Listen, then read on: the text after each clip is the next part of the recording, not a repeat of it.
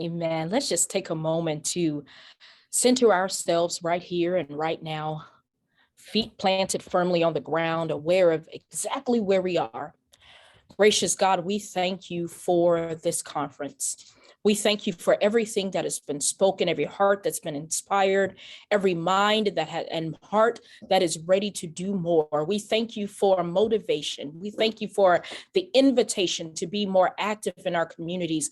We thank you for tonight's presentation. Thank you for every speaker and every presenter. Thank you for every listener. And we bless you for the ways in which our lives have been forever changed. Thank you for the host, 3C. We thank you for that organization and the power. We thank you, God, for what you're going to do tonight. We thank you that we're open and receptive to hear exactly how we can positively affect change in our individual communities. It's in your name, through your power and in your consciousness, that we declare it is so, and so it is, and so we let it be. Amen and amen. Amen and amen. Again, I am Tyrell Boyd, your host for the Kingdom Recovery Conference. I do want to make sure we acknowledge first our presiding prelay in the person of Dr.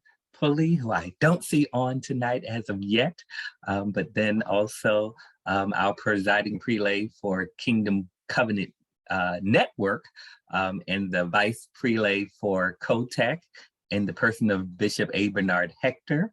We honor tonight Bishop Zimmerman, Bishop Sam Zimmerman, Bishop Paulette Zimmerman, Dr. Munden is on, Bishop Stacy Latimer. So last night I had a conversation with my mom after we had gotten off, and we were talking about, we grew up in church. I grew up in church, you know, my entire life. And she was just so moved by not just KCM supporting me, but the ministry, you know, throughout COTEC and throughout KCM, KCN.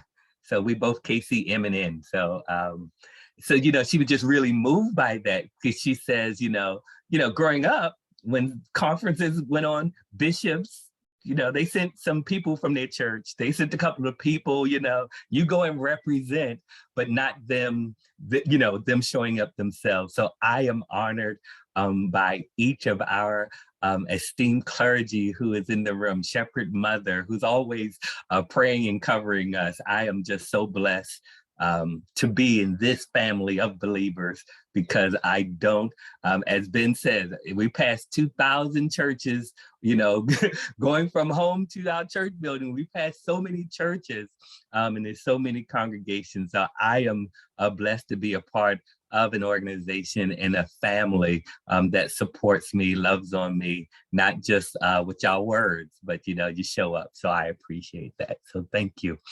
So tonight, I am excited about this evening, because as we've been talking about recovery, one of the things that I know to be true is that not everybody recovers the same way. And we are often dealing with a multiplicity of things in our lives. So yes, I'm trying to recover and get over from this, but I also have to deal with that. So our panelists tonight are going to give us a good look at different pathways of recovery. So as we are offering outreach, as we are extending ourselves to our communities, that we have just a little bit of knowledge going into those areas. So I know, again, you know, we don't have a whole lot of time, so we're going to probably just get some nuggets and stuff throughout, but jot some notes. So what I'm going to do is, we have 3 panelists for the evening. I'm going to introduce each of them first individually and have them share a little bit about the pathway that they will be speaking on tonight. While they're introducing themselves and while they're talking about that pathway, jot down any notes, because we are going to make this interactive. So we want you to engage with what questions that you have as we have the subject matter experts share with us on this evening. So for tonight, first we will have, let's see. Okay, I got to move stuff on my screen. Vicki Scofield, who is a peer recovery specialist. And Vicki, you can share, I think you're waiting for your certification to come through, right? I'm gonna take my test, and hot off yes. the press, Tyrell, I had decided I'm taking it Thursday. so pending CPRS. Pending that, I'll be a certified peer, and also pending something else. I also am going to be a substance use counselor, so I'm gonna do oral. So I'm excited. Anyway, duality. All right. So Vicki Scofield is a grateful believer in Jesus who celebrates recovery from the use of alcohol to deal with mental issues. With over 35 years in retail management, God had a plan to use her experiences to work in the substance use field. Vicki has 13 years of sobriety. She is active in her church and in Celebrate Recovery. She loves to read, celebrate art, and share hope. Vicki, would you tell us a little bit about Celebrate Recovery? sure. And I did kind of take some of the thunder out of my bio there, but the way we introduce ourselves and Celebrate Recovery is this. I'm a grateful believer in Jesus. I celebrate my recovery from the use of alcohol and drugs to deal with my mental health issues and other just basic life dealings. And I currently struggle with feelings of insignificance and where do I belong? And my name is Vicki. And we do that because in Celebrate Recovery, the difference in that the program from Celebrate Recovery, based on a lot of the 12-step programs that you may be more familiar with, like AA or NA, is that our identity is not our drug of choice or habit of choice. Our identity is in Christ. So the first thing I like to say is, I am a believer. And then everything else falls to the wayside as long as I have that. So Celebrate Recovery started 30 years ago. And the gentleman was an alcoholic, and he went to his pastor and said, I want to start a program. And the AA was missing that one thing, even though they say, well, your higher power, the higher power was not God as, it's God as your understanding, but he wanted to say, no, Jesus, my understanding, my Christ, my Savior. So that's how Celebrate Recovery started. It started as more of a substance use program. It was 12-step. It's based on the 8 principles and the 8 Beatitudes out of Matthew. So it's, I can share those with you, but I don't want to because we don't have enough time. But there's so much meat into the 8 principles that we use. And then they're aligned to the 12 steps that you're more probably familiar with. So Celebrate Recovery is also not just for people with substance use disorders. It's for anybody with a hurt, a habit, or a hang-up. So that's probably everybody could join Celebrate Recovery. Only 1/3 of the people that we see in Celebrate Recovery have a chemical or substance use dependency. Most others are there. It's either anxiety, depression. We do see some people with gambling addictions or shopping addictions, eating disorders, pornography. We have, abuse groups. So it just takes any life issues that you might have that you want healing from, we can help you. And it's a safe environment. So the way Celebrate Recovery is structured is we meet once a week. And we meet, generally speaking, in churches, although we have ministries that are prison ministries. We have what we call Native Nations ministries. We also have it's called Broken Chains, which is a motorcycle ministry. So we are really trying to reach a variety of demographics that we know that needs the healing and need Jesus's healing. So weekly we meet, we worship for the first hour, and that worship is worship songs. We'll do a testimony, we'll do a teaching, we'll do a celebration night.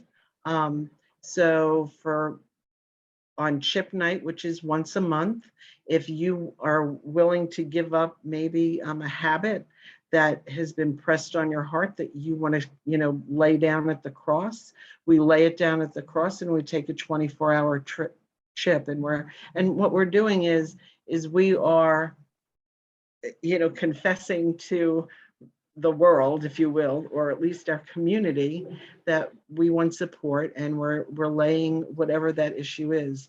For me, lately, I've had some struggles at work.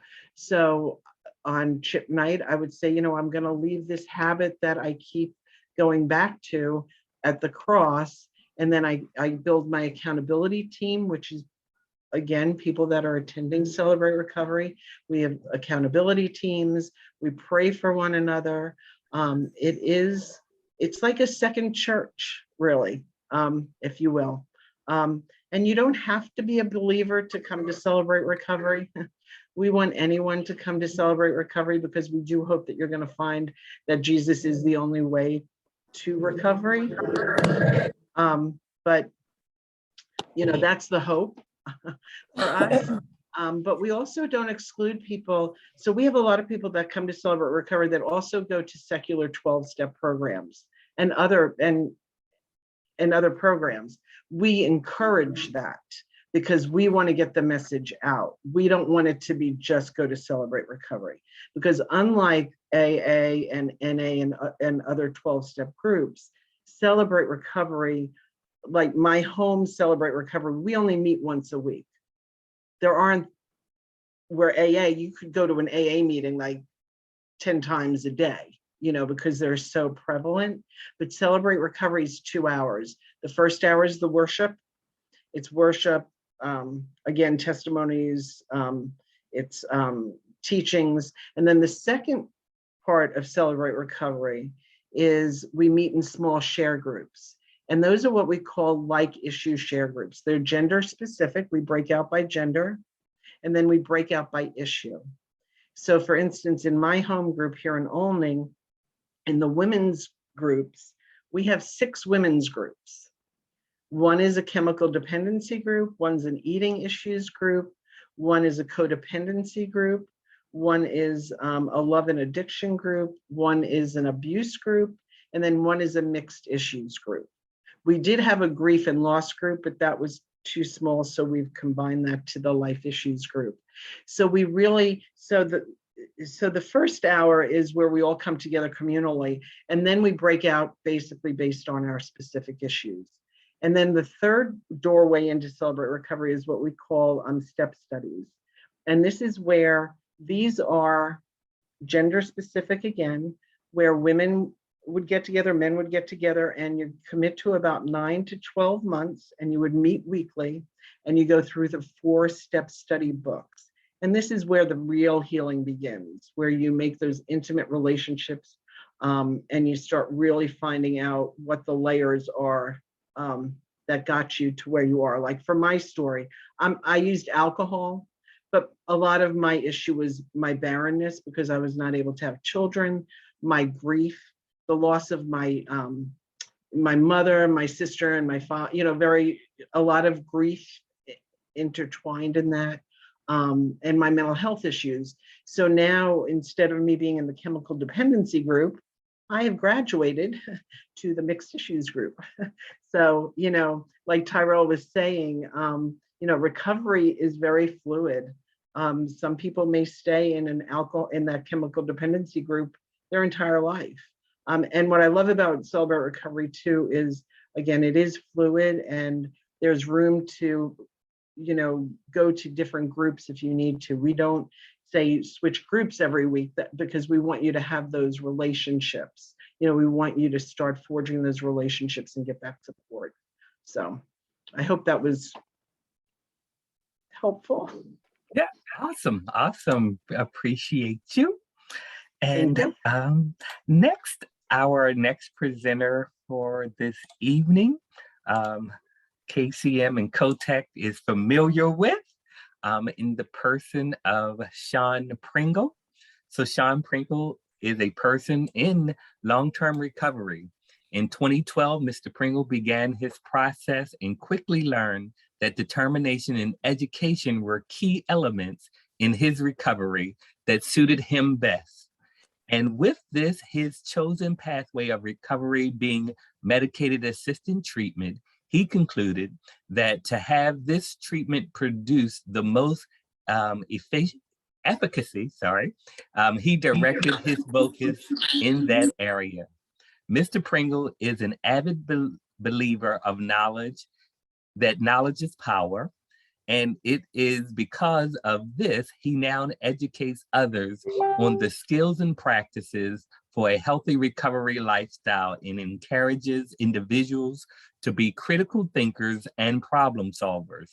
In 2019, Shawn Pringle was awarded the Carol Christopher Conquest Award for his outstanding achievement in the recovery community, and is also a facilitator for 3C Recovery Support Training Institute, where he enjoys creating curricula that encourages higher level thinking and a dedication to wellness. And Shawn will be speaking this evening on medication-assisted recovery and harm reduction. Mr. Pringle. And you are muted. Thank you for that introduction. Good evening, everybody. I am again Shawn Pringle. I am Shawn and I am well. I'm very distinct in introducing myself that way because for several years, I wore a label or a moniker that other people had put on me, or every moniker you could possibly think of. And so today, I choose to label myself in that way as I am Shawn and I am well. However, for a little over 20 years, I lived with a substance use disorder that encompassed every part of my being. It was something that I knew I didn't particularly had to be in, but it was something that I couldn't escape until I was introduced to the treatment program. And yesterday someone mentioned about rock bottom, and I had hit my rock bottom, and I like to use the reference that my rock bottom had a basement, because even when I was at my rock bottom, the drive and the continuing of the behavior was still there. And so it took me being sick and tired of being sick and tired till I chose to do something about it. There were several different pathways that were offered to me, and the one that actually stood out to me best was medication-assisted treatment. So that was the pathway that I chose to go into. And what that particularly is first let me back up for a minute. This is a disease. They have labeled this a disease, and as with several different diseases, there is a chemotherapy type of treatment. And from that premise, this is the same thing. There's a chemical that can be used to help treat the side effects and the effects of what this drug has done to my body over the years. It is a disease of the brain. It is a dis-ease within the brain. And so I knew, or later found out, that medication could be of some benefit. And so what medication-assisted treatment is, it is the use of medication in combination with counseling and behavioral therapies to provide that whole person approach to treating that substance use disorder. There are several different medications used, and they have been approved by the Food and Drug Administration, and actually have been showing and have statistically shown they have been effective. It is primarily used for the treatment of addiction and opioids. There are several different drugs, but opioids are that drug or that substance that has a physical change to your body. You actually, and to put it in layman's terms, you hurt, or there's a physical change to the brain if you do not receive it. And the withdrawals are so severe. And because of that, medication has been helped or been issued to help you with those side effects and the withdrawal symptoms. And so as I started to partake and go into this and learn more about it, I needed to know more. I needed to find out exactly what it is and what it's doing to my body and what were the benefits of it. And so I chose to research and chose to dive right into it. As I discovered more and more of the makeup, what it does, what my body does, how it reacts to it, I became fascinated by it. I became an advocate of it, and because I started to quickly see the effectiveness of it. I stayed on this medication for 3 years of my recovery. And as throughout that 3 years, slowly started to titrate off of it, titrating meaning come down or to reduce your milligrams until you can now do without it. This medication has saved my life. And there were several different stigmas that came with the medication because they're around in this realm of recovery, with there being very different pathways. The older ways, or the ways back in the days where abstinence was what was best. But abstinence doesn't always work for everybody. One true way doesn't work to every individual. And so as times grew on and as times progressed, the different pathways were developed. And this medication could have me comfortable enough to sit still and now receive the therapeutic aspect of my treatment to now figure out not so much as what I do, but why it is what I do. Have me now being able to focus. Medication that can now control my cravings, can now control my withdrawal, and also help to repair some of the damage within my brain. And if I could just show this real quick, Elder Tyrell, for a minute, just to share my screen just real quickly. Yes, you are a co-host. You can share. And so this slide here, if everyone can see this slide here, can everyone see my screen? Okay, so Yes. This one on the left side is the scan of a healthy brain. And on the right side here is of an addicted brain. And as you all can see here, where the damage is and the disconnect, again, with the parts of your brain that has now been damaged over the years of the constant usage of chemicals or substances put into your body. This has an adverse effect on the body, and medication is sometimes needed to help with the repair of this.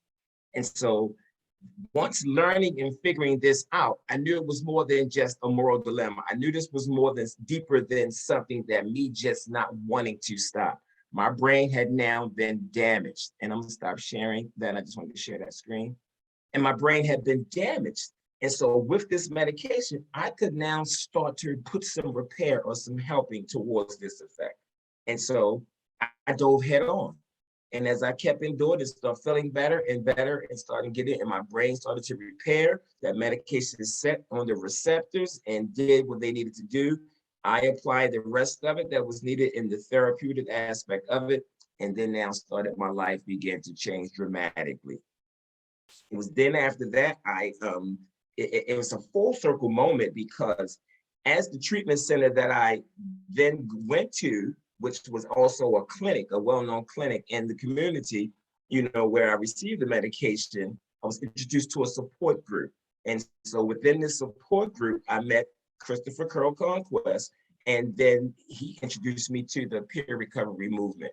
And so doing that, again, wanting to study and learn more, I dove head on into that and started to study more and became a certified peer recovery specialist, and then went on to be employed at the very treatment center that I went to for treatment.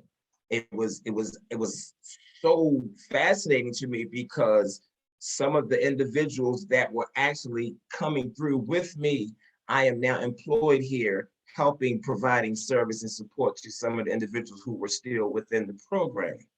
And so as I go on, I noticed again that nobody was educating anyone on the medication. It was just, here's the medication, take this and you'll do better. But nobody was feeling it. People were relapsing and having reoccurrences and going back and forth. And I knew that I had to make that my mission to help educate other individuals on what the medication does and how it can benefit.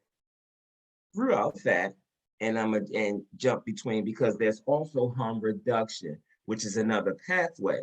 And so how harm reduction comes into play, and to put it simply, not everyone has a goal of total abstinence. Not everyone can actually stop at that very given time. So harm reduction, what their attempts was to reduce the adverse consequences of the drugs among people who continue to use drugs. And so how it came about, it was actually in response to, back when we had Mayor O'Malley, he had the zero tolerance movement in the city where anybody with caught so much as a minuscule amount of drugs he was incarcerating for long periods of time. And so this movement and through advocacy efforts, this harm reduction came about. And the principle of it was to accept the fact that some drug users cannot be expected to cease their drugs at the present time. Harm reduction is neutral about long-term goals. It is more so about those short-term goals. If I can get someone to reduce the harm in their lives, have a better chance on helping them save their life. So if this individual is using $500 worth of drugs a day, what can we do to get you to 400? What can we do to get you to 300? What can we give to get you to $10 worth of drugs a day? And so that gradual amount of reducing the harm in their lives, at some point, abstinence may be the goal, or the individual may now start to see that they don't even have to do any of it at all. And so, and if you think about it, one of the most practical uses of harm reduction is the seatbelt. We'll put a seatbelt on to use this to save our lives. And so that's sort of the premise of harm reduction. We're not taking away the car. We're not going to put you on the highway, but let's keep you safe while you're doing this. And it isn't always just about the usage of the substance. Let's have you have clean utensils while you're using these drugs. Some people who actually participate in sex work or whatever their choose a method of getting what they need to do. Let's have you protect yourself. So whatever those practices are, let's keep you safe while you're doing it. And so this harm reduction became a popular pathway as well as medication-assisted treatment. And so now, as individuals come through and start their process, they can now choose which pathway works best for them. No two people recovery process is the same. No two people will recover in the same manner or the same factor. And so with that, these different pathways have presented for us and to us, and you can tailor them towards the best usage or to be the most effective to your recovery process as well. And so you have medications. So there's several different medications. There aren't any medications actually for the usage of cocaine. Some of those medications, we have a new one out for the one that they're now trying to use. Propranolol is a medication that actually will help with tremors, help with the anxiety, with the heart racing and the things like that. So that has some promise now that hasn't been approved to be used, but there are several different medications that usually help with opioids and opiates. You know, you have Suboxone, naloxone, methadone, naltrexone, Zubsolv, Vivitrol. So many, is a vast array of medications, and a doctor has to prescribe these medications. You make frequent appointments to your doctor and continuously keep checking in, and your levels are checked and side effects are checked, and it is monitored chemical therapy or chemotherapy to now help start to repair some of those parts of your brain, to now start help you with those withdrawal symptoms and help you curb some of those cravings while you can sit in your therapist or your group therapy and receive the benefits of now how to change your life and discovering some traumas or whatever it may be that cause you with the continuation of these different behaviors. And that is medication-assisted treatment and harm reduction, two different pathways at a disposal. Thank you, sir. All right, so next, our presenter on, and I should have got your help, Elder Katrina, to click and click and clack, but here we go, we got it coming. So our next presenter is Carin. It's Carin Miller. Carin Miller is a certified peer recovery specialist. Carin Miller has offered peer support services to countless people over the past 12 years. Her passion is to support others through lived experience and vast resources. Throughout the years, she has gained knowledge and respect from her community members who know they can count on her to be available when needed. Carin is the director and co-founder of Maryland Heroin Awareness Advocates Incorporated. This organization is a nonprofit, volunteer-based organization that supports those who suffer with addiction to alcohol and drugs. Carin is currently the Western Maryland Certified Peer Recovery Support Specialist with the Maryland Center for Excellence on Problem Gambling. And tonight she will be sharing with us about family support groups and problem gambling. Welcome, Carin. Good evening, all. Thank you so much for having me, Tyrell. Great job to Vicki and Shawn for their presentations. I am Carin Miller. I live in Western Maryland. I've been with the Center of Excellence on Problem Gambling for 2 years. I have 2 family members who struggle with substance use disorders, opioid use disorder to be specific. And this is what brought me into the path that I currently follow, and that is just to help anyone and everyone, no matter what their needs are. I was fighting with my family members for years about their drug use, and I woke up one day and I said, I can't fight with them anymore, so I'm going to fight for them. And I became an advocate in the state, and I started Maryland Heroin Awareness Advocates, and I'm co-founder, and director of that organization. And I also co-founded a support group called Save Our Children. At one point, we had 6 throughout the state, facilitated by other mothers, but at some point they dropped off because it just became too much for them.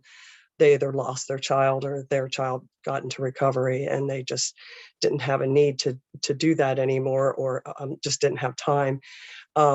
My support group has been running for the last 12 years in Frederick, and we now currently have another one in Hagerstown. So we're starting to grow a little bit again, which is nice. We have the support of our legislators and our county officials to help us get the word out that we're there. Peer support is imperative to helping anybody find their path to recovery. And as a parent and a wife of somebody, of people who have suffer with addiction, I can tell you that I needed that peer support every single day, especially early on when I didn't know what was going on and I was uneducated. And like Shawn, knowledge is power, and knowledge helps you be able to support other people. And that's what I found through a lot of social media and just word getting out around the area that I was there to help no matter what. And my family used to say, why do you do all this? Why do you help all these other people? And they're grown children. My husband's a grown adult. I was ready to move on and start helping other people besides the people here that didn't appreciate me. And so they just honor me now, that they know that I made such an impact in our communities, helping people. Peer support, I always say addiction is addiction is addiction, and peer support is imperative no matter what you're struggling with. The family peer support piece, I can tell you that most of the families that I work with have PTSD. They've either lost a child, they have a child in recovery, or they have someone in current active addiction. And I know exactly how they feel, but in a little bit different issue, that we all have certain circumstances, but we all have that same trauma where you're trying to save a child that you can't save because they're ill. And that's why that knowledge piece is so important for me to get out there through this family peer support pieces, so that moms and dads and sisters and brothers understand that their loved one has a disease and that we can work together to support them in the right way. when we support people with substance use disorder incorrectly, we can actually add to their trauma and to the delay of their recovery. I did that. I hid my son's addiction, and I didn't want anybody to know that he was shooting up heroin, and I was hiding it. And all I did was let their disease progress. And I denied my family of prayer by hiding it. And so that's what I have to tell families when they come to me for peer support. You have got to listen to the guidance. And as a group, we all are able, in my support group, we're all able to get together and give them each individual's pieces of support and knowledge and guidance that we have.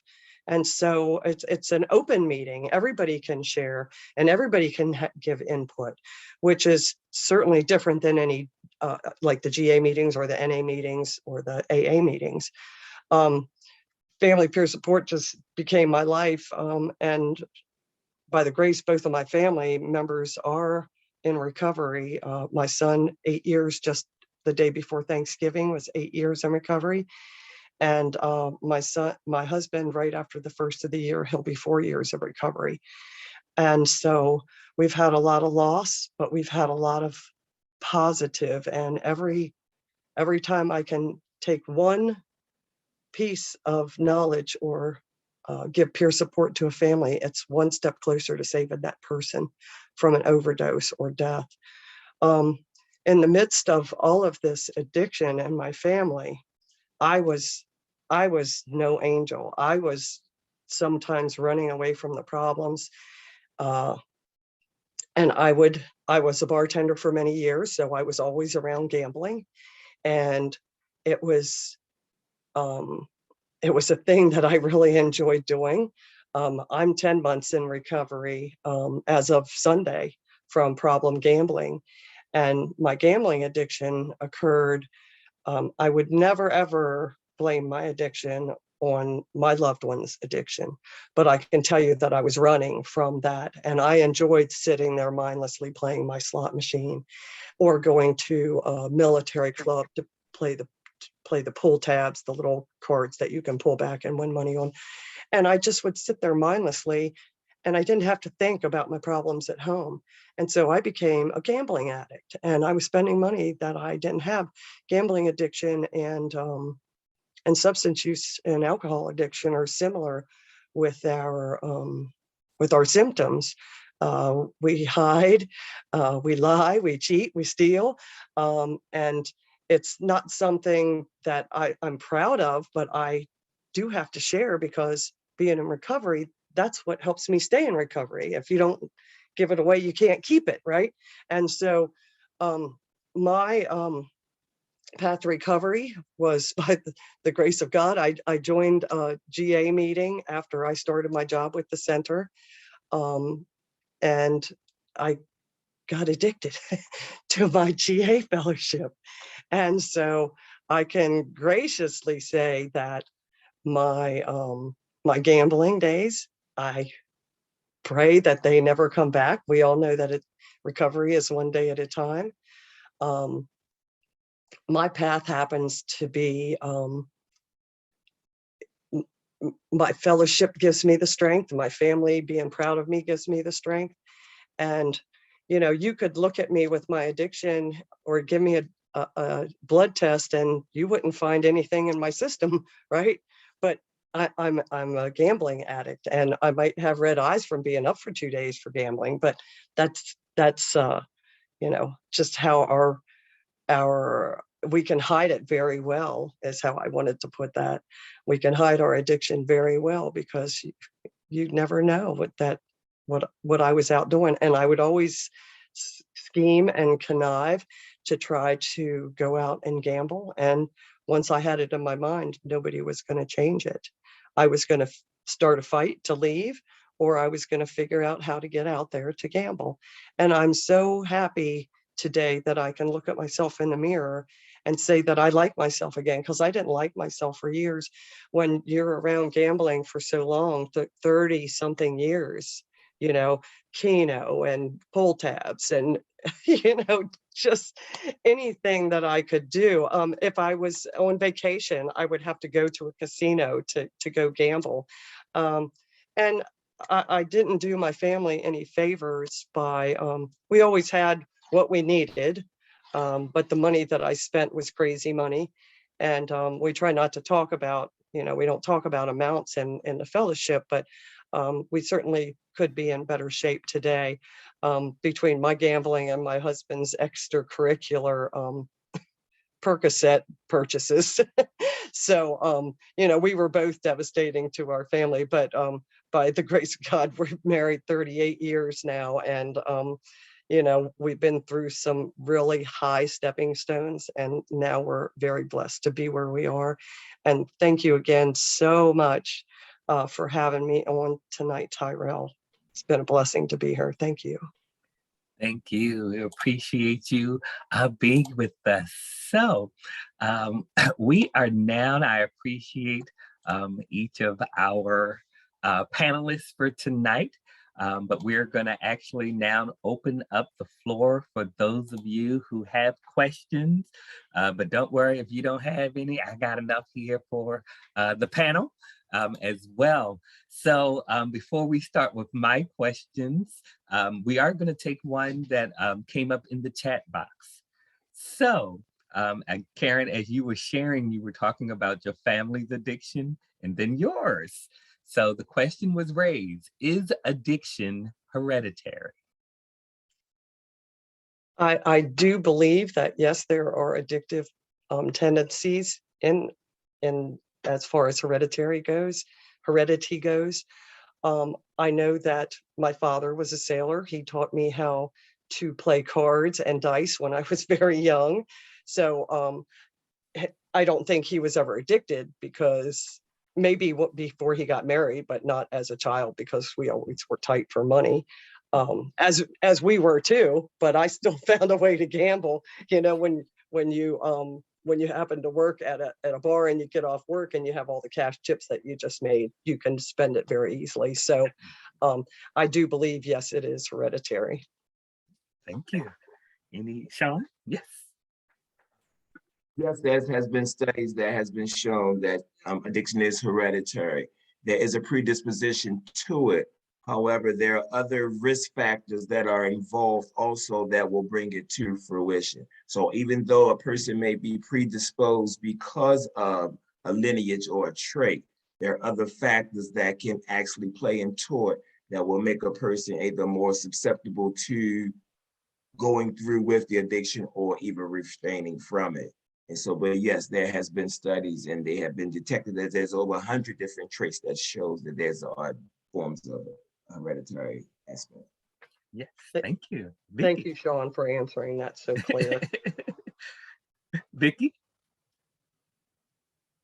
Let me unmute myself. I know in my family, I had 3 sisters. I lost my one of my older sisters to this disease 9 years ago. And I do believe she was probably bipolar, diagnosed bipolar, or undiagnosed bipolar like I was. And she used substances to deal with her mental health issues. And subsequently, she lost her battle by overdosing on actually Benadryl. And she had a brain aneurysm. So I do know my father, although I wouldn't call him your classic, what you would say, drunk, like when you say alcoholic, my dad was a social drinker, but he liked his drinks, but he would get very depressed when he would drink a lot. So I definitely believe there is, genetics is, and like I think Shawn said too, though, when you factor in those other pieces, environment and things, they can all play a real devastating effect on the disease. Great, thank you. So I will raise my first question, and it's for you, Mr. Pringle. As you're talking about MAT, one of the things that we often hear or is shared is that a person is trading one drug for another drug. Yeah, what's happening with that medication assisted recovery? You're asking me, is that Yeah, is that true? Are we trading one drug for another? well, in a sense, okay, let's keep it be 100. If I am using another drug to help me get off of another drug. However, this is a drug that has been monitored, that has been approved by the Food and Drug Administration, that is closely monitored by a doctor, that is prescribed. And then let's just say, because this is why those of us who chose medication-assisted treatment are bold and brazen, because this one comes with a lot of stigma because of that premise just right there, that individuals will think, oh, you just trade one drug for another. You still hooked, you're still doing this. And so, and what my response to that would be, okay, well, let's just say that I am. But on this drug right here, I am working, I'm in college, I'm going to school, I'm paying my bills, I have a car, and I dress very well. On that drug over there, I'm robbing, stealing, running, hanging, doing all those other things. So if I am choosing to trade one drug for another, I'll choose this one today because all the things that I am progressing from this drug has been beneficial to my life. So I'll let you have that. However, this is my process. And so if you will, let me mind me and you mind you, but I'll let you have that one. But yes, if that's what you want to Awesome. call it. Thank you. Thank you. And you all heard that on this drug, he's dressing well. He slid that in. Carin, Well, were you going to share? And we have a few questions on deck. Carin, I saw that you got unmuted. I didn't know if you were going to share before I. No, I was just putting Okay. it there, making sure I was ready in case you called Okay. in. Bishop elect Juanita Gillis, you have a question for us. Yeah, this question is for Carin. When you are dealing with someone who has a gambling addiction, I hope I'm saying this correctly, and they, you know how I go, they mess up the money, and they know that you're going to take up the slack. They know that if I gamble this money, if I gamble the rent money, mortgage money, or whatever, my part of it or whatever, I know that it's going to get picked up. It's, and they know that about you. And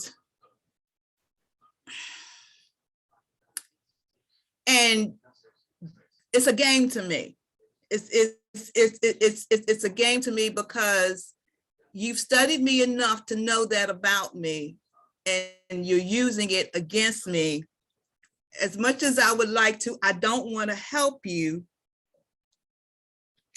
but not to help you causes me to go through my things of a whole lot of negative emotions and feelings and thoughts of that sort. And through this process, I'm letting my business out now. And through this process, what I'm learning I have got to do is, in my personality, yes, my personality is to help you, but my helping you is not helping you. And it's hard. And that's for any family member. We've been talking about enabling and things of that sort. That's a hard transition when you know in your own personality that your personality is to help people, but you also know that if you help this person, you're not really helping them because you're helping them to stay in that state. What do you do? So I'll give a brief synopsis of my role as a certified peer recovery support specialist with the center. I offer the free resources and services that we offer to everybody. If you call the 1-800-GAMBLER helpline, you talk to me. If you live in Western Maryland, we have 4 other peers throughout the state who do the same thing that I do.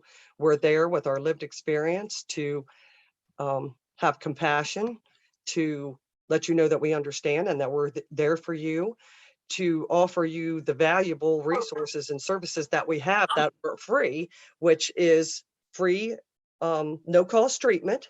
You can attend treatment session after treatment session. Will never cut you off. You can go for as long as you need to. We can refer you to legal assistance. We don't give you any money to help you pay your rent. We can give you guidance, like maybe refer you to a church who might be able to help you if you're getting your electric cut off. We've helped so many people. We never enable, because that's what we're taught as certified peers, to know what our boundaries are and know how we're really going to be effective to help someone. And I am one of those peers that I've always been, no matter what role I'm in, is I answer the phone 24/7. And so I'm going to put my information in the chat box, and anybody here is welcome to call me any time of day or night. And if you just need a shoulder to cry on, or if you need me to walk you down off that wall, I've got your back. And that's what my goal is to, and some people don't get it. I had somebody that I've been working with through the helpline since July, and she finally just came to me and said, okay, I'm ready. We have a voluntary exclusion program where you can exclude yourself legally from being able to gamble in the state of Maryland. There's so many open access resources to offer you and anybody on this meeting. We also have family peer support piece through Maryland Coalition of Families for problem gambling. So if that's, I hope I didn't overtake that conversation. No. Thank you for sharing, Juanita. And can we talk? Yes, we can talk. Thank you. Thank you. Thank you. Our next question comes from Kiana. Sister Kiana. Oh, it was actually me this time. Oh. Don't you go in there using her screen and confusing me. I was trying to toss it up a little bit, a little razzle dazzle. My question is geared towards Brother Shawn and the medication process of it. I know that you said that you switched from one drug basically to another. The ones that you use, the medication that you use now to help you and to assist you, could or is that medication addictive itself? Like, do you wean down off of it? Well, first part, let me go back into it. Okay, so I don't consider myself to have switched from one drug to the next. I was going along with that phrase because of how Tyrone phrased the question, but technically I'm doing another substance. But that is a stigma that we live with daily, that you switch from one drug to the next. So we don't look at it like that. I look at it as this is a medication. Secondly, I no longer take the medication, so I'm not currently on it. And also, yes, there are addictive properties to it. Yes, there are. And so as with, if a person takes oxycodone, or any other legal medication, there is a possibility that a person can become, and see now, let's choose the word addiction. Addiction and dependency is two different things. When we say addiction, addiction has a criminality to it, a lethality to it. Dependency is when your body actually now requires it. So when you say addiction, it sort of takes it to a different level. Now, can a person become dependent on a medication that they have taken? Yes, but not to the levels of where the withdrawal will be severe to where you'll feel the same thing that you have felt with an illicit drug. And so then to get off of the drug or to stop the medication, there is a process called titration. Because this is a chemical that is introduced to the body, it is doing something to the receptors in the brain. And so to immediately stop will throw your body into a whole shock wave. So yes, the milligrams are reduced to titrate you down so you can have a slow process of now weaning off of it. And so, yes, it can be dependent or have a dependency to it. And yes, you can titrate off of it or has to titrate off of it. Thank you. Did that answer it, Matt? Absolutely. Okay, thank you. Awesome. Which actually goes right into the next question that was posted. And Vicki, I'll start with you with answering this, and all three of you can answer. But what about casual users who don't have an addiction problem? Is the goal total sobriety?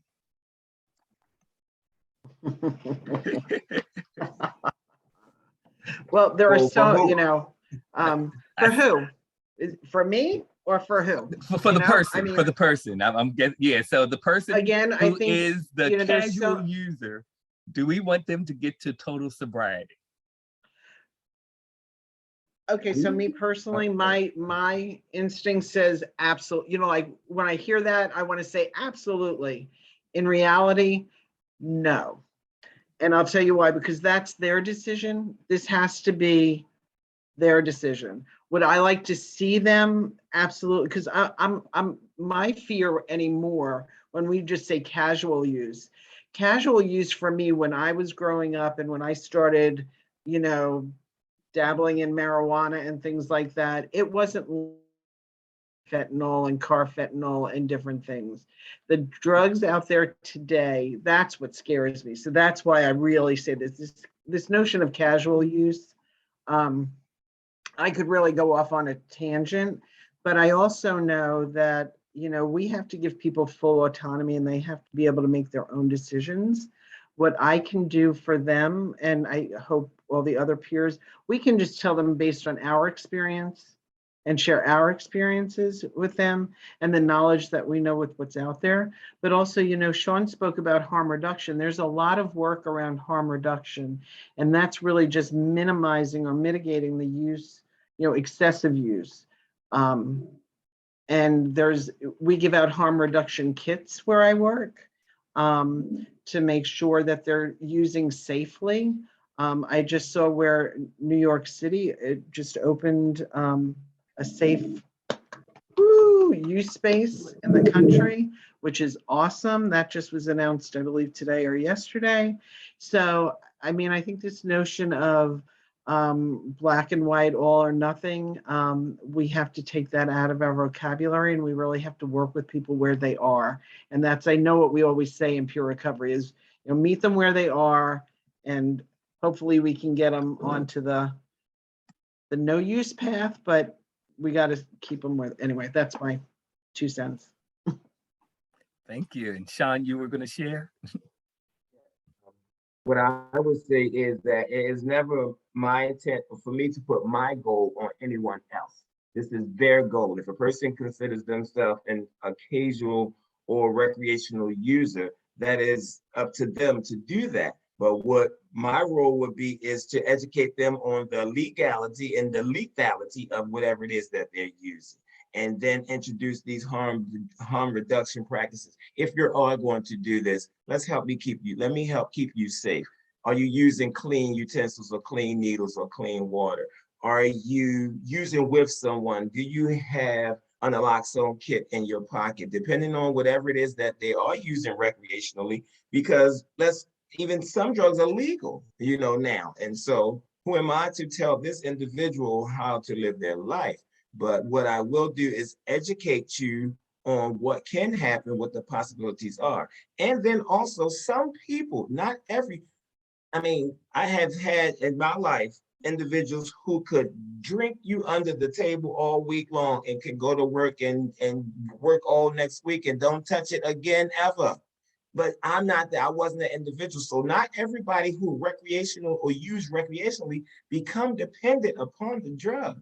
And so it's all about the predisposition, the brain, the molecular structure, and the synaptic nerve that happens to your body that causes these addictions, the availability, the circumstances, and what it fulfills for you, and the lack of connection that you lose from it. And so some people can just do it recreationally, but I'm going to educate you on what the possibilities are. Thank you. And since you brought it up, with the harm reduction, are we encouraging use by providing a lot of harm reduction spaces, provide clean utensils and things of that nature? Are we encouraging use by offering harm reduction utensils? No, because they were using it anyway. And so I'm not encouraging this. And so if they came in using this, the goal is to let's be safe while you're doing it. I'm not encouraging it. We have now entered into where they have now thinking about having safe usage spaces. They want to come up with buildings where individuals can come in and use their drugs under doctor's care, and because they know it's happening and it's going to happen. And so if I can't change the wave, let me at least try to keep you alive. Let me reduce your overdose harm. Let me reduce you killing yourself. Let me reduce you spreading other things to other individuals. And so, no, to make my question is not encouraging them. It is now giving the power back to them. But what I will tell them again is, I will be here to not pull you, not push you, but I will walk beside you, support you. Whenever we think of helping somebody, when you think of helping, help turns to enable. I mean, 100%. I am here to support. I'm to support you where you are, meet you where you are, and try to help you the best practices in the safest way to you come up to the goal that you feel meets your life. If that goal is to continue using, let's keep you safe while you're doing it. Thank you. Anything, Vicki or Carin?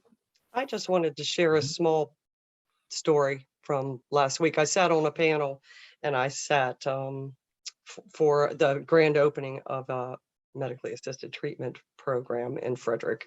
And I sat next to one of our county officials, not mentioning any names. And he told the story of going to eat at his favorite breakfast spot in how he would look out the window every Saturday morning and see the same people going in and out of the methadone clinic. And he just didn't understand why. And here we have a county official spreading stigma as thick as peanut butter at a panel with the panel who was all about medically assisted treatment and in a medically assisted treatment facility. And I just had to say, those people should be admired and those people should be clapped for because they are saving their lives. They're not doing the harmful street drugs. They are getting a clean method to treat themselves and also have the opportunity to get the services and resources to maybe one day strive for abstinence or strive for another medically assisted treatment. You know, there's so many resources out there compared to when I first started. And I used to have stigma against methadone and Suboxone. My son was shooting up Suboxone. So of course I had, this huge stigma about it.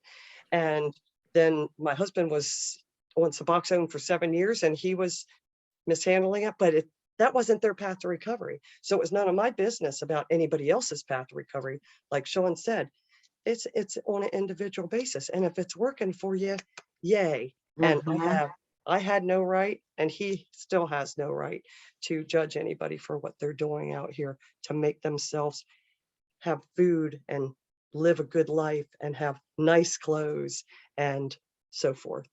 So thanks for letting me share that. Thank you. And it for me, it raised the question, if you saw the cancer patient going to chemotherapy every week, we don't say, why are they going there every week? Because that's a part of their treatment. But for those individuals who are using medication-assisted recovery, why they gotta go every week? Thank you. Vicki, were you gonna share?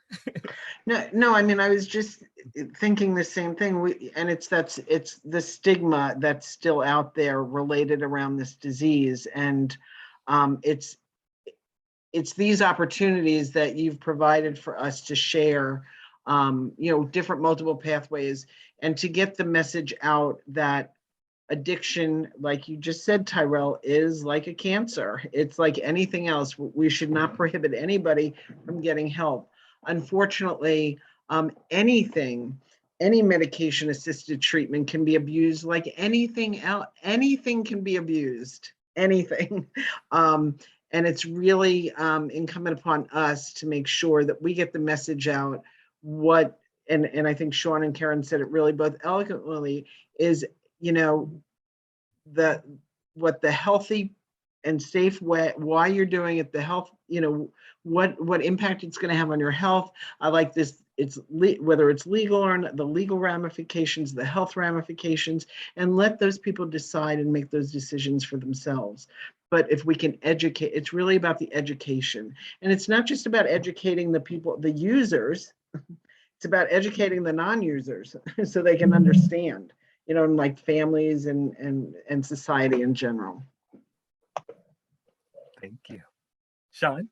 I just want to add real quickly. Let's be clear. It gets its negativity in the way it's looked at from somewhere. There are several individuals that have abused the medication. And individuals see that and see what that looks like and think that's everyone. And so, yes, but to that effect, I question the methodology of the treatment center, because there are 8 dimensions of wellness. And if this person is coming in and only addressing their substance addiction or dependency and not addressing a connection to their emotional wellness, to their financial wellness, to their social wellness, to their environmental wellness, to all 8 dimensions, there's going to be a disconnect. And so it's only until a person has now starting to recover in every aspect of their life. It's not just about just take the drugs away and the individual osmosis, they become well. I have to now assist this individual to becoming well holistically. The whole person has to recover. And if we just focus on that part, so the individuals that may be still out abusing it, what's missing? Where do we go from here? What dimension of wellness do we focus on to now get you to now come to this place of total wellness, or at least striving towards that? There's a disconnection somewhere. And so, but we will sit here and throw stones or individual judge and say, that's the face of addiction. And that is not the face of addiction. Reverend Vale said it well yesterday, how we speak about all the deaths and all the loss, but what about those who recover? So when we now start to be coming out and come forward and come out of the limelight and speak about it and advocate for it, we can now promote this in a different way. And so these individuals still have not been connected to other parts of their wellness. And therefore, they're going to continue to do the behavior. The substance is the smallest part of it. It is the behavior that is the issue. And a person with an addiction obsesses and compulses over whatever bag they're using, whatever substance, joy, or what they derive pleasure from.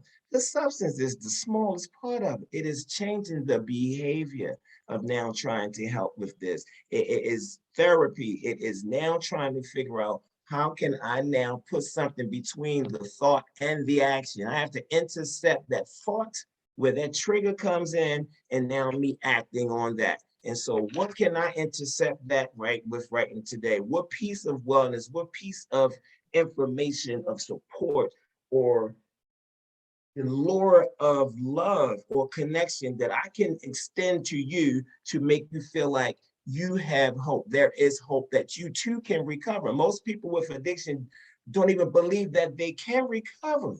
And so we focus on the dope dealer, and now we have to now start being hope dealers. We have to now administer the hope that you too can recover. And it's people like me and all of us that's in recovery that show the faces that show that, yes, we can do this. It is you, Tyrell, it is Tiffany, it's all of us that do this work that promote the wellness in it. We got to make the connection. The connection has to be made Thank you. Awesome. holistically. And as you talked about the 8 dimensions of wellness, it drew me back to a comment actually that was raised in the chat box around someone who was addicted to drugs and alcohol, and did very well in their recovery from that substance use, and then started gambling. Is that normal? Is that, is that behavior? How often do you see that, Carin? That is a typical scenario. Once I start talking to, we call them help seekers. I'm not a clinician, so I can't call them clients. We call them help seekers when they call in. Once we start getting to know them a little bit and we're able to ask them more questions, we don't necessarily have an assessment, but they usually open up to us and say, yeah, well, I drink while I gamble, or sometimes I'll do something before I go, some drugs. And so we see that so often. And not only just the co-occurring piece, but somebody who's gotten off substances and just fell into another addiction. They didn't get the proper coping skills maybe that they needed, and they're not working their recovery properly, so that they're not seeing what they're doing. Like my son, when he got into recovery, he bought tennis shoes. And I was like, son, how many pairs of shoes do you need? A lot of people fall into other addictions after they've found recovery one day at a time from substances. So many times when we put them, when we offer them treatment and they accept problem gambling treatment, the counselors end up going in a little bit deeper and finding that there's a substance use or a mental health disorder. Thank you. Our other panelists, anything to add? I hate to, but okay, so the switching from one thing is again, now we take it back to the brain now, because okay, the substance causes a euphoric effect. We feel something from it. Okay, and so then now something has stimulated what we call a euphoric recall. Something has now activated that and caused a euphoric recall, and it felt familiar to you. And so now, and it's not an addiction until your life has become unmanageable. Let's just start there, first of all, because I jokingly say I have a shopping addiction, but it's unmanageable in some areas, but my life is not unmanageable to the point where I can't afford to buy the things that I like.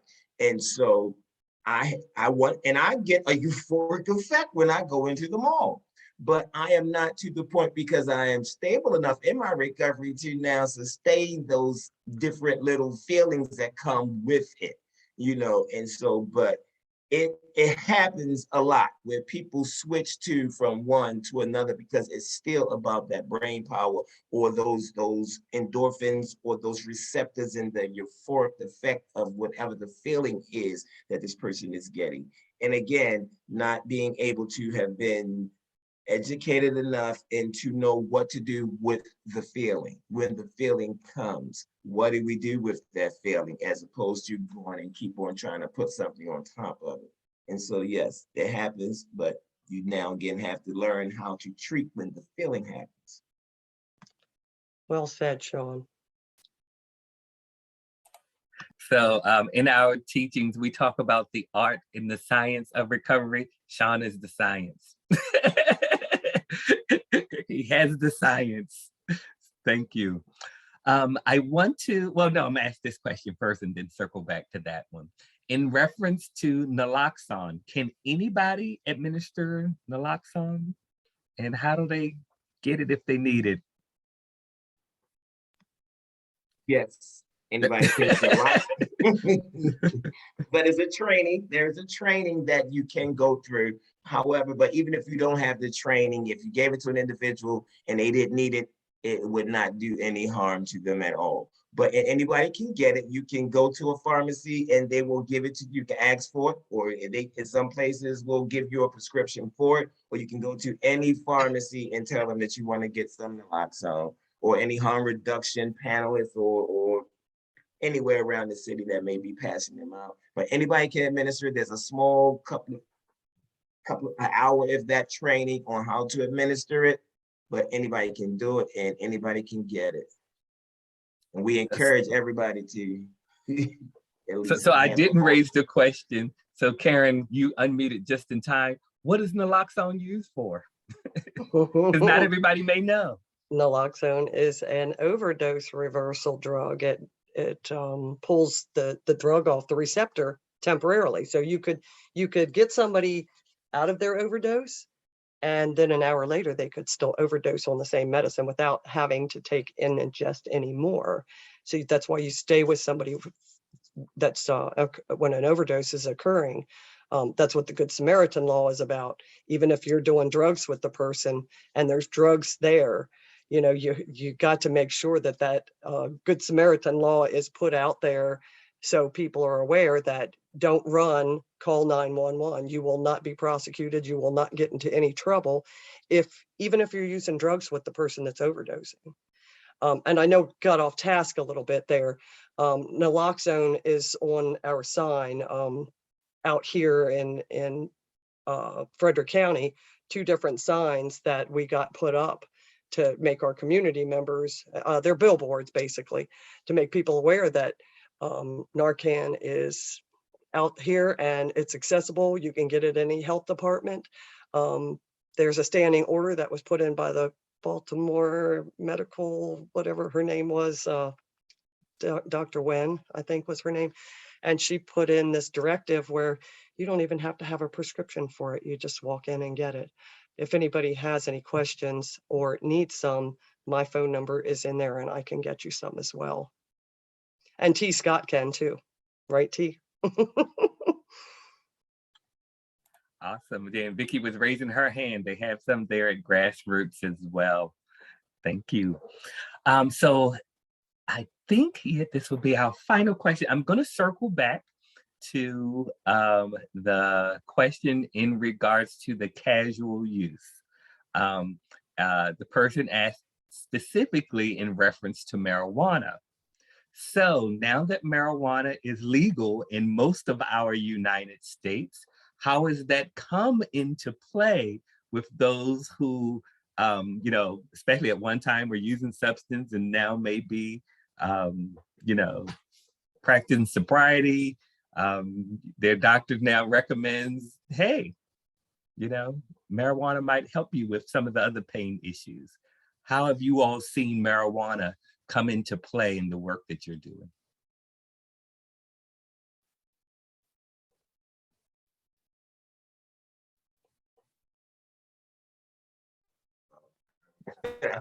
Well, I work during the day, I work in a treatment center.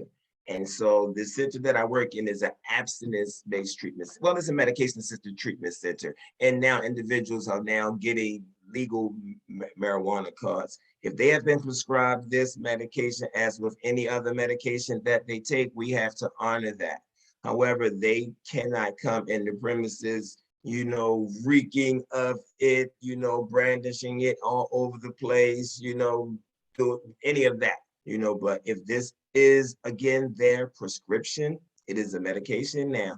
And legality, again, it's not federally legal, it's still locally legal, but there's still some illegal aspects to it, and people think that it's legal and it's not 100% legal. And so there's an amount that goes with it, but you have to honor a person's prescription, if that's what they have, but you can't choose this program if you have to maintain certain levels of other medications, if this is what you also being prescribed. And so we have to think of other ways to treat this individual, because I can't administer you this with that. And so you have to now think about your treatment and where you go for your treatment. And if I can add, I probably worked with 1,500 or 2,000 people in the last 12 years with opioid use disorder.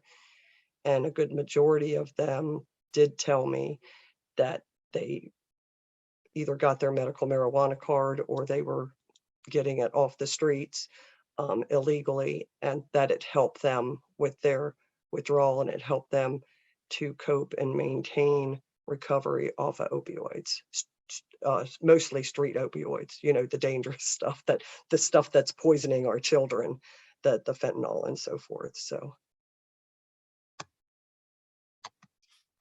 Awesome. And not all of it causes a sedation. You know, some of the effects of the CBD oils and all of those don't have a property that you get high off of. So if it's prescribed for you, you might not have to have the kind that gets you high. You know, it's the chemicals within it, the THC and those other CBDs that's in there that is what's the helpful part of it. The high piece is just I was about to say added bonus, but not bonus, but for them anyway. Awesome. Were you going to share, Vicki? I mean, I would just add, you know, we have some conflicts because we're attached to a homeless shelter. So we do have people in the homeless shelter that have medical marijuana cards, but they're not allowed to use on premises. And it's really tricky. I think, there's a lot at play. I think to Shawn's point about the THC versus the cannabinoid oil in it, there's two different chemicals in marijuana.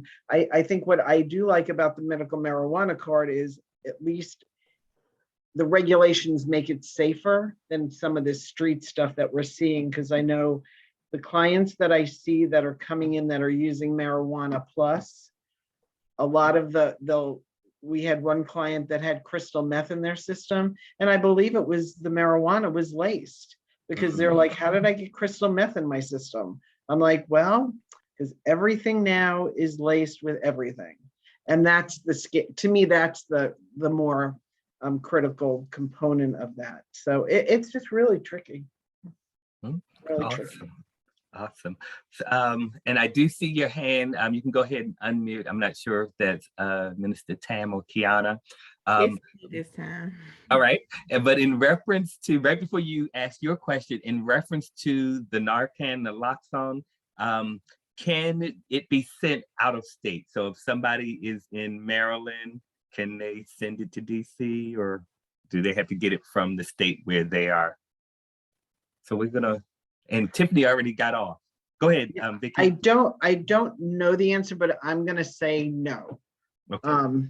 Yeah, I'm gonna probably say no, because we have to mark everything out, in and out. I mean, it's all the Narcan's registered, so it's not like a Schedule 4 drug or anything like that, but we do have to register all our Narcan that comes through the system. So I'm going to assume no. Okay. Yeah. But if you're in a state that doesn't offer it through the health department, you can always go into that state, because the health department isn't going to say, well, you don't live in Maryland. Right. And I don't think you can, I don't think you can send it. I think you could take it with, you can have it on you or something like, but I don't think, right. I don't know. I think there's a Maryland website through Behavioral Health Administration, and it's on one of my banners up in Frederick, and I'd have to look it up, but it's naloxone now. Oh, I know. Yeah. Right. I think it's, and I'll look it up while we're talking and while we're finishing if you send it to me, Carin, we're going to be sending out a resource guide, so we will make sure we include that in there, and I'll also check in with Tiffany. All right, Kiana. So growing up, I was always told that marijuana is a gateway drug, that if you use marijuana for a certain amount of time, you're going to eventually want another high. Is that true, or was that something that parents just told their kids to scare them and deter them from using drugs? All right, panelists. Is marijuana a gateway drug? It's tricky, because that has been instilled in a lot of us for years and growing up. But scientifically, I don't think that's the case. But what happens is there other risk factors that causes these different things. So now your brain gets used to feeling the marijuana. Something else triggers an effect. It could be a trauma, it could be a situation, it could be a disconnection somewhere, and availability and opportunity to now cause you to use something else. You don't just automatically develop a taste for heroin because you smoked a joint or some marijuana. No, that does just not work that way. You know, you don't just develop that out of, if you ain't seen heroin, been around heroin and never knew anything about it, and you smoke marijuana, you're not going to develop a taste. Oh, I think I want some heroin or cocaine now. No, it doesn't work that way scientifically. However, statistically, it has been shown that people have went on that have been doing marijuana because of opportunity and circumstances, went on to use other drugs. So this is where that comes from. So it has happened though, a lot.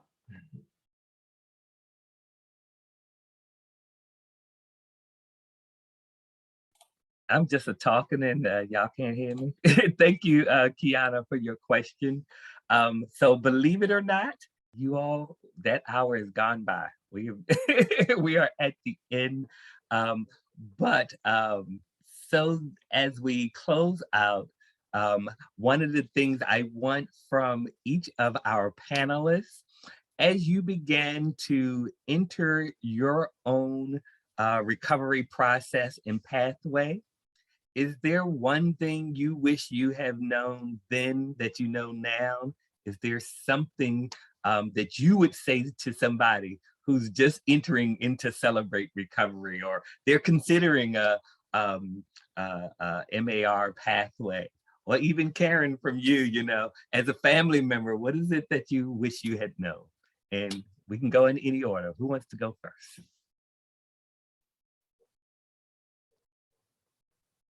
I guess I'll go. In the Serenity Prayer, in the long version of the Serenity Prayer, there's a piece and it says, hardship is a pathway to peace. And I'm a firm believer in that. And had I really taken that to heart and known what that meant, and I do share that with newcomers, because they are very fragile and very vulnerable when they first come, whether it's to Celebrate Recovery or into the crisis center, you know, but that I do offer them the hope and the strength and all, but that hardship is a pathway to peace, that, you know, this is not in vain. What you're going through is not in vain. Thank you. I go next. I wish I would have had more detailed explanation as to how to properly take it, the medication, because that also plays into why a lot of reoccurrences and relapse happens, because people don't properly take it correctly. And a better understanding, or somebody to have actually just say, here, take this and call me in the morning to explain to me what it is that it's doing to me, what it is helping, what are the side effects. I mean, they give you the little pamphlet or whatever, but coming through out of withdrawal and years of living a particular way, you're not really focused on that. And so I just wish it had been better explained and walked through, as much as they, and I don't want to say enforced, but as much as we did all the other therapeutic parts, the groups and the different things. I think if you're choosing that pathway, there should have been teaching space for what it is and what it does and how to particularly use it, instead of just getting in line to get the medication and then go do other things. So I wish that had been like focus on what we're doing, what we're taking. Awesome, thank you. And I can say lastly, that I wished that I would have known how imperative peer support was and how much sharing stories would help others and help myself. If you recall, I said I was in denial. I was hiding it from everybody in my family. I denied my family of prayers to help me save my son. And so I just see this up and coming industry of peer support And it's just so enlightening knowing that we're going to be sitting right next to the clinicians and the first responders and health departments and problem gambling programs and everything. And the peer support is just so awesome and so effective. And so I wish I had known that earlier, because I would have opened my mouth a whole lot sooner, but it doesn't shut much anymore. So I sure talk a lot. So man, we need to hear you. So keep keep sharing your story. We need your voice. So thank you. Absolutely. And thank you all to all of our panelists. Would you all give them a virtual hand clap and some snaps and waves, as Bishop says in the morning, give me some hearts. Really showing our great panelists some love tonight. So just as we are about to close out for the evening, I do want to share, especially with KCM, Thursday night, y'all. We're jumping back into Thursday night conversations. I'm not going to say much. I know y'all been here the last 3 nights, but I will see KCM on Thursday. And then prepare for the end of January for our Kingdom Study of Humanity. So we're going to talk about diversity and inclusion and equality, coming from our very own Elder Romel Parks Weekly. The registration for that is just $25. So if you are able to join us, please register. If you're not able to join us, send a donation. We appreciate it. I'm going to speak on behalf. And then one of the things that I had mentioned on last night, that the Tuesday after Thanksgiving. So now we have Thanksgiving on Thursday, Black Friday for shopping, small business on Saturday, and then Cyber Monday. And now we also have Giving Tuesday, which is during this time of year, time to give to your local charities and those places that could use. So 3C is a nonprofit charity. So if you are able, between Tuesday, November 30th and Tuesday, January the 11th, I will put the Givelify link in the chat box. We would definitely appreciate your support. We have some big dreams and some big things that we're trying to do through 3C and in concert with Kingdom Recovery. So we appreciate any amount. Now, when you give, it's going to take you to our parent organization, LTC's website, and it's going to ask you, what are you giving for? So I think one of them say, oh gosh, I had this. When you go to give, it's going to say where it's needed most is what you're going to select. And then in the comments, you're going to put 3C training. So your selection, because it's going to give you 3 selection. Are you trying to do year-end giving? Are you trying to give to Recovery Hearts, which is another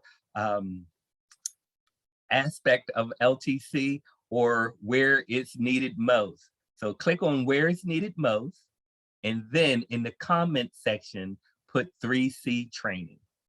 So again, when we send out the information, that would be included as well. Awesome. So as we close, we have heard from everyone and multiple individuals throughout these 3 nights. I would like our final voice in the atmosphere to come from my spiritual leader, who is also my mentor, my confidant. Again, I tell you all, when everything from Bishop, I need to write a letter to send to somebody. Can you read over this letter? In the middle of his workday, he'll read my letter, change this, change that. So I really appreciate your support, not only with things that comes, well, for me, everything is church and ministry related, but not everything that's not just church related, but things related to my life. Your support has been unmatched, and I appreciate you. So I would like for you to have the last words in the benediction. Elder Moore reminds me of when the contestant is being sent home on the reality shows, and then they say, okay, it's time for you to sing. He gets you all choked up and then he wants you to talk. It's like, okay. But no, I just want us to celebrate Elder Tyrell for being our facilitator, our coordinator, our host of this great recovery conference. This has been an extension from Increase 2021. It started as a workshop with he and Brother Shawn, and you can see that they're still on the road doing great things. To all of our guest facilitators, our guest panelists, we are just extremely thankful. And I just want to celebrate all of the wonderful registrants for this conference. We had a goal, as I shared with Elder Tyrell, and we do know that God is a God of increase, abundance, overflow, and more than enough. And so he certainly did exceeding abundantly above all that we could ask or think. And so let's just celebrate yourselves for helping us to surpass a goal. Kingdom advocacy is at work and is at hand and at play. And we are seeing the benefits of it. So Elder Tyrell, thank you so very much. We appreciate all of the great and enriching information that we gained throughout this experience. And so thank you very much. On behalf of myself, Dr. Pulley, the executive board, and every person who registered to be a part of this conference. Thank you. And would you extend our benediction? I will. And so, Father, we thank you and we bless you for this experience, for this learning. We bless every facilitator. We bless every panelist. We bless every registrant. We bless those in our lives who are people in recovery, including ourselves. We bless this time. We bless this moment. We bless this season. We bless this experience. We bless this evening and the rest of our week. We thank you.